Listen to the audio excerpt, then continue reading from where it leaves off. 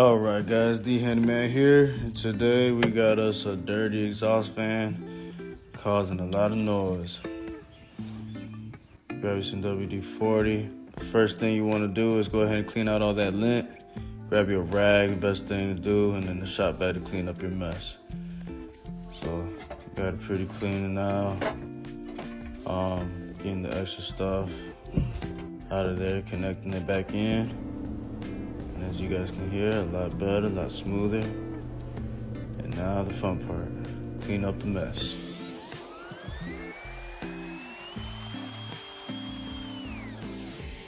Alrighty guys, make sure you do a good job cleaning up. Thanks for watching, D Handyman out.